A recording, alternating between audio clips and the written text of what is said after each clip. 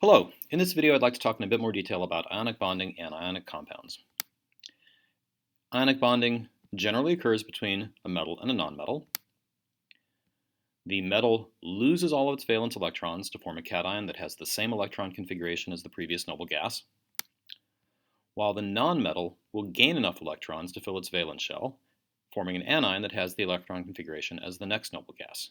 So we'll recall that formation of a noble gas configuration with a completely filled valence shell corresponds to special stability and allows us to predict the charges on many ions that are formed. So how do we predict the formula of an ionic compound? Let's take it as an example, aluminum and oxygen. We know aluminum is a metal. It will lose electrons to form a cation. We know oxygen is a nonmetal. It will gain electrons to form an anion. So we find them on the periodic table, and we see that aluminum has 3 valence electrons to lose, whereas oxygen needs 2 more valence electrons to fill its valence shell.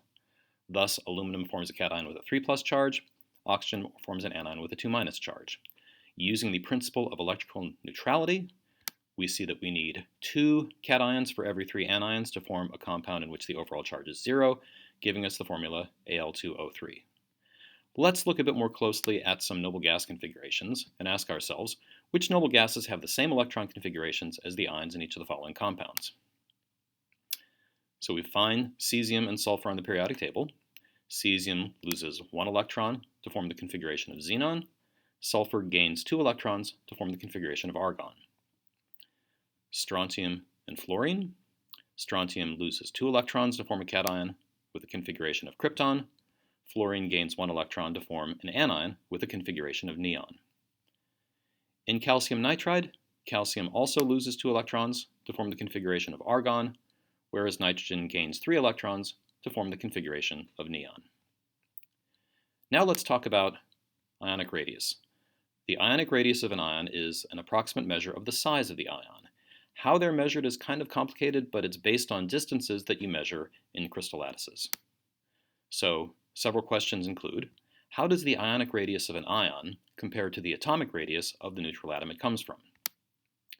How do radii of isoelectronic ions compare to one another, that is, ions that all have the same noble gas configuration?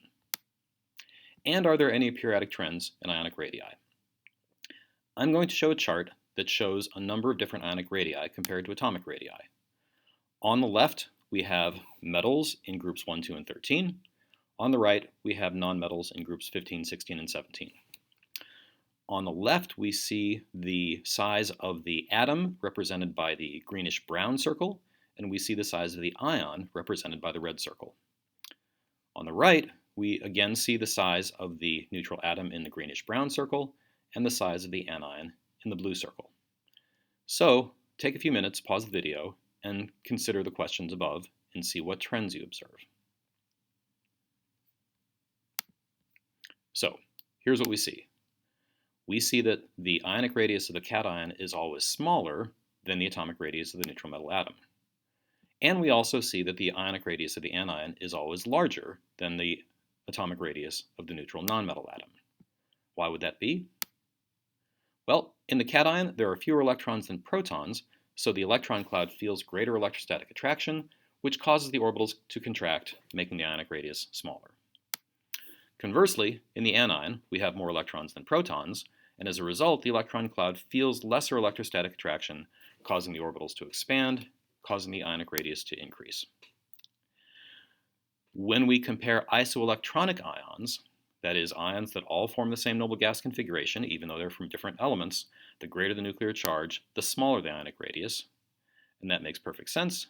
As the positive charge in the nucleus increases, the electron cloud, which remember contains the same number of electrons in all the ions, feels an increasing electrostatic attraction, which makes the orbitals contract, decreasing the ionic radius. Let's go back and look at an example of that. So if I compare the nitride anion, the oxide anion, the fluoride anion, the sodium cation, the magnesium cation, and the aluminum cation, they all have the same noble gas configuration. They all have the same configuration as neon. What we see by looking at the blue and red circles is that as we go from nitrogen to aluminum, as the positive charge in the nucleus increases, the ionic radius gets progressively smaller and smaller. We also saw that going down a group, ionic radii generally increase. Why would that be? Well, remember, as we go down a group, the valence electrons are in orbitals that are in higher principal energy levels and are thus larger, making the ionic radii increase.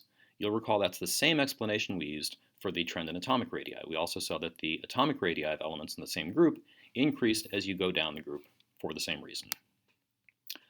What about ions formed from the same element that have different charges? For example, iron 2 plus versus iron 3 plus. In each case, because it's the same element, you have 26 protons in the nucleus. One cation has 24 electrons, the other only has 23. As you would guess, the one with the higher net positive charge has the smaller ionic radius. Fewer electrons means there's a higher net positive charge, meaning that the electron cloud feels a greater electrostatic attraction, and as a result, there's a smaller ionic radius. So let's do some examples where we rank the following ions in order of decreasing size.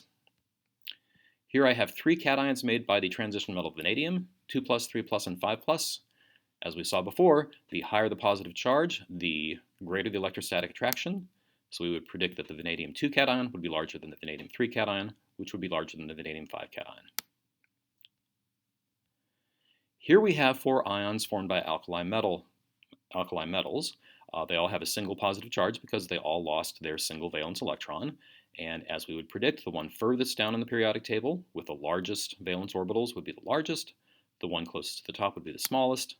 So the order is cesium is larger than rubidium, is larger than potassium, is larger than sodium.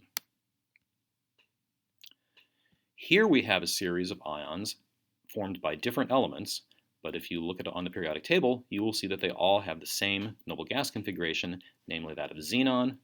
The one with the fewest protons in its nucleus, that is the smallest atomic number, would be the largest. The one with the most protons in its nucleus would be the smallest. So tellurium 2- is greater than iodide, is larger than cesium, is larger than barium. What about structures of ionic compounds? Does sodium chloride exist as neutral molecules? Absolutely not. That should sound ridiculous to you. We know that ionic compounds consist of what's called a crystal lattice. A crystal lattice is defined as an array of ions repeating periodically in 3 dimensions.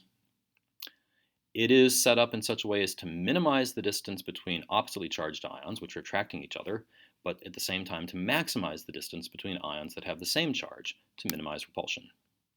And the ratio of cation to anion in the lattice is the formula of the compound. And there are many different types of crystal lattices. For example, here's the sodium chloride lattice, and here's the cesium chloride lattice. In the sodium chloride lattice, each sodium cation represented by the small blue sphere is surrounded by 6 chloride anions and vice versa, whereas in the cesium chloride lattice, each cesium cation is surrounded by 8 chloride ions. You don't need to know any particular crystal lattices, I simply want you to understand what a crystal lattice is. Now let's ask the question, how can we compare the relative strength of ionic bonding in different compounds?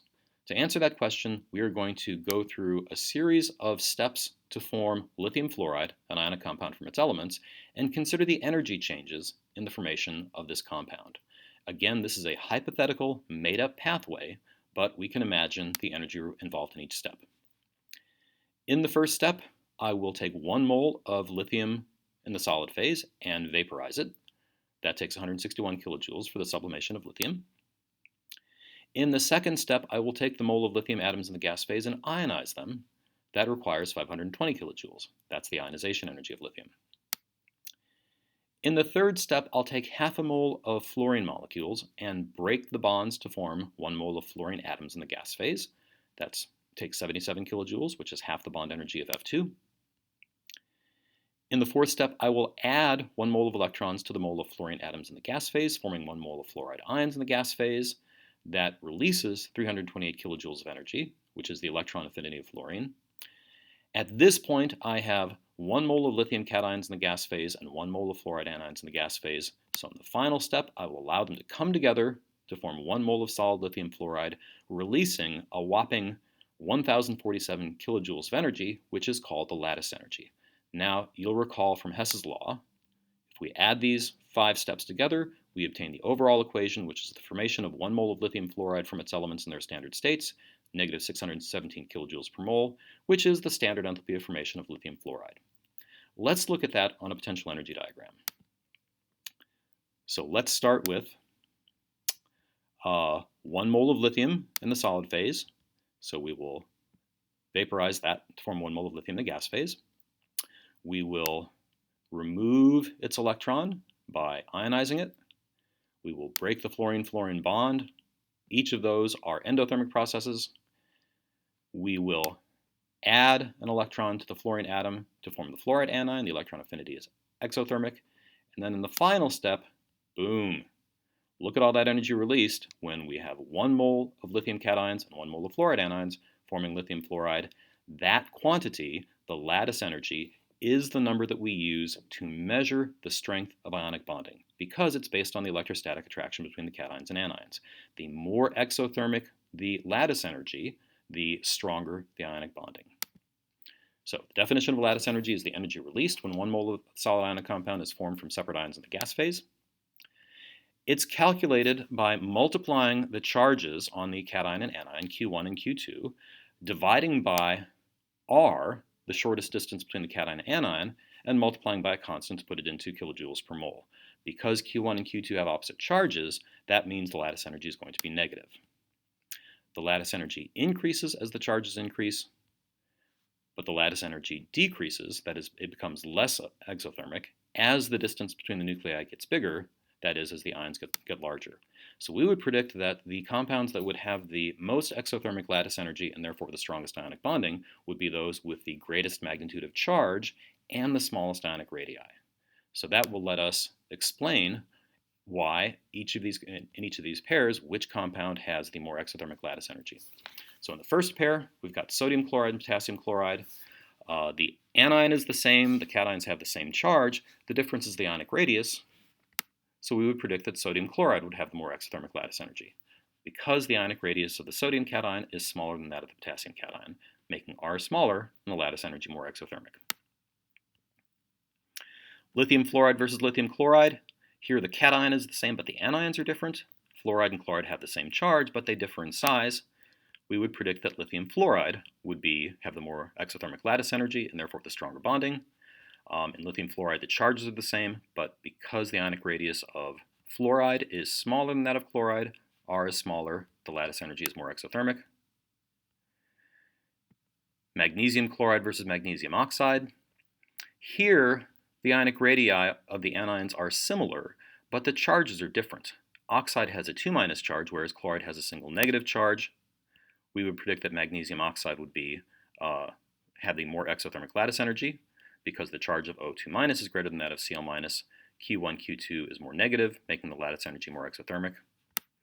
And in our last example, comparing cesium iodide and magnesium oxide, cesium plus iodide minus, magnesium 2 plus, oxide 2 minus, we would predict for both reasons magnesium oxide would have the more exothermic lattice energy for both Q and R effects.